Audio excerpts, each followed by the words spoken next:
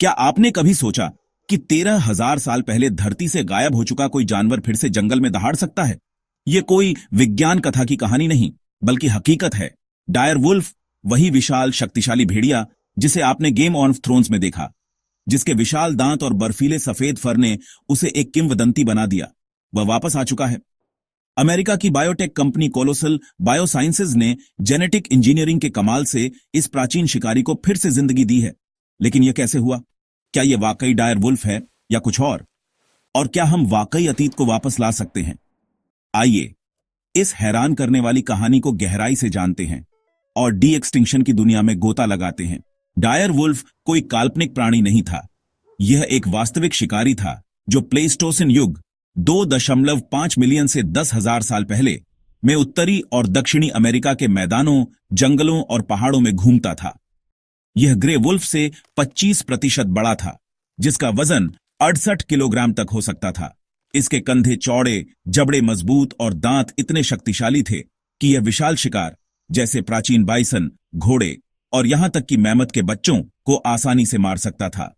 लेकिन 13,000 साल पहले जब आखिरी हिमयुग खत्म हुआ, इसके शिकार की प्रजातियां विलुप्त हो गईं।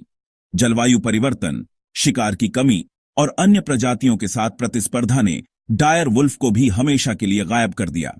इसके जीवाश्म लॉस एंजल्स के ला, ब्रिया टार पिट्स और पूरे अमेरिका में मिले, लेकिन इसका डीएनए हमेशा रहस्यमयी रहा। अब तक 2025 में कोलोसल बायोसाइंसेज ने एक ऐसी खबर दी जिसने दुनिया को चौंका दिया। उन्होंने 3 डायर वुल्फ पिल्लों, रोमुलस, रेमुस और खालेसी को जन्म दिया, जिनके नाम रोमन पौराणिक कथाओं और गेम ऑफ थ्रोन्स से प्रेरित हैं। ये पिल्ले 13,000 साल पुराने डायर वुल्फ डीएनए से बनाए गए, जो एक 13,000 साल पुराने दांत और 72,000 साल पुराने खोपड़ी के टुकड़े से निकाला गया। यह कोई जादू नहीं, बल्कि क्रिस्पर जीन एडिटिंग और क्लोनिंग का कमाल है। लेकिन सवाल यह है, क्या ये वाकई डायर वुल्फ हैं या सिर्फ उनके जैसे दिखने वाले ग्रे वुल्फ? और इस तकनीक का भविष्य क्या है? डायर वुल्फ को वापस लाने की कहानी शुरू होती है प्राचीन डीएनए से। कोलोसल के वैज्ञानिकों ने ओहायो में मिले एक 13,000 साल पुराने दांत और इडाहो में मिले 72,000 साल पुराने कान की हड्डी से डीएनए निकाला। ये जीवाश्म संग्रहालयों से लिए गए और इनमें डीएनए इतना अच्छा था कि वैज्ञानिकों ने डायर वुल्फ के 2 पूर्ण जीनोम तैयार किए। फिर उन्होंने ग्रे वुल्फ, जो डायर वुल्फ का सबसे करीबी जीवित रिश्तेदार है, के डीएनए की तुलना की। ग्रे वुल्फ और डायर वुल्फ में 99.5% डीएनए एक जैसा है, लेकिन कुछ खास जीन डायर वुल्फ को बड़ा, मजबूत और सफेद फर वाला बनाते थे। वैज्ञानिकों ने 14 जीन में 20 बदलाव किए, जो डायर वुल्फ की खासियतें जैसे सफेद फर, चौड़ा सिर और मजबूत कंधे वापस लाने के लिए जरूरी थे। इसके बाद आया क्लोनिंग का चरण। वैज्ञानिकों ने ग्रे वुल्फ की कोशिकाओं में ये बदलाव किए और फिर इन कोशिकाओं का नाभिक, न्यूक्लियस निकालकर घरेलू कुत्तों के अंडों में डाला, जिनका अपना नाभिक हटा दिया गया था। इन अंडों को लैब में भ्रूण बनने दिया गया और फिर इन्हें सरोगेट कुत्तों, बड़े मिश्रित नस्ल के हाउंड्स के गर्भ में डाला गया। 45 भ्रूणों में से सिर्फ 3 सफल रहे। 1 अक्टूबर 2024 को रोमुलस और रेमुस का जन्म हुआ और जनवरी 2025 में खालेसी पैदा हुई। ये तीनों पिल्ले अब उत्तरी अमेरिका के एक गुप्त 2000 एकड़ के संरक्षित क्षेत्र में रहते हैं, जहां 10 फीट ऊंची बाड़, ड्रोन और कैमरे उनकी सुरक्षा करते हैं। यह उपलब्धि अपने आप में हैरान करने वाली है। कोलोसल के मुख्य वैज्ञानिक अधिकारी बेथ शापिरो इसे डी एक्सटिंक्शन का पहला सफल मामला मानते हैं। उनके मुताबिक ये पिल्ले कार्यात्मक डायर वुल्फ हैं, यानी वे दिखने और व्यवहार में डायर वुल्फ जैसे हैं, भले ही उनका जीनोम 99.9% ग्रे वुल्फ का हो। लेकिन यहां विवाद शुरू होता है। कई वैज्ञानिक, जैसे न्यूजीलैंड के यूनिवर्सिटी ऑफ ओटागो के निक रॉलिंस, कहते हैं कि ये असली डायर वुल्फ नहीं, बल्कि जेनेटिकली मॉडिफाइड ग्रे वुल्फ हैं। उनके मुताबिक डायर वुल्फ और ग्रे वुल्फ 2.5 से 6 मिलियन साल पहले अलग हुए और 20 जीन बदलाव एक पूरे प्रजाति को वापस लाने के लिए काफी नहीं है। यह सवाल सिर्फ विज्ञान का नहीं, बल्कि दर्शन का भी है।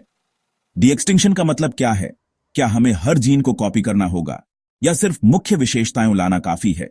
कोलोसल का कहना है कि उनका लक्ष्य डायर वुल्फ का 100% जेनेटिक क्लोन बनाना नहीं, बल्कि उसकी मुख्य खूबियां जैसे आकार, फर और शिकारी प्रवृत्ति वापस लाना है। लेकिन कुछ वैज्ञानिक जैसे यूनिवर्सिटी ऑफ मैन की जैकलीन गिल कहते हैं कि ये पिल्ले हमें डायर वुल्फ के बारे में कुछ नया नहीं बताते। वे कहती हैं, यह एक डिजाइनर डॉग है, न कि डायर वुल्फ। फिर भी यह तकनीक अपने आप में क्रांतिकारी है। डायर वुल्फ की वापसी सिर्फ एक शिकारी को लाने की कहानी नहीं है, यह उस तकनीक की कहानी है जो विलुप्त। डायर वुल्फ की वापसी सिर्फ एक शिकारी को लाने की कहानी नहीं है, यह उस तकनीक की कहानी है जो विलुप्त। लेकिन इस तकनीक के साथ कई सवाल भी उठते हैं। पहला सवाल है नैतिकता का। क्या हमें विलुप्त प्रजातियों को वापस लाना चाहिए? डायर वुल्फ को जंगल में छोड़ना अभी संभव नहीं है, क्योंकि वे आधुनिक पारिस्थितिकी तंत्र में फिट नहीं हो सकते। उनके शिकार जैसे प्राचीन बाइसन अब मौजूद नहीं हैं। अगर इन्हें छोड़ा गया तो ये पशुधन या अन्य प्रजातियों के लिए खतरा बन सकते हैं। कोलोसल का कहना है कि ये पिल्ले हमेशा संरक्षित क्षेत्र में रहेंगे, शायद स्वदेशी जनजातियों की जमीन पर जो भेड़ियों से सांस्कृतिक जुड़ाव रखते हैं। लेकिन क्या यह उनके लिए उचित है? जैसा कि येल यूनिवर्सिटी के स्टीफन लैथम कहते हैं, एक अकेला डायर वुल्फ की जिंदगी नहीं जी सकता। दूसरा सवाल है पारिस्थितिकी का। डायर वुल्फ को वापस लाने से क्या हम अतीत के पारिस्थितिकी तंत्र को बहाल कर सकते हैं?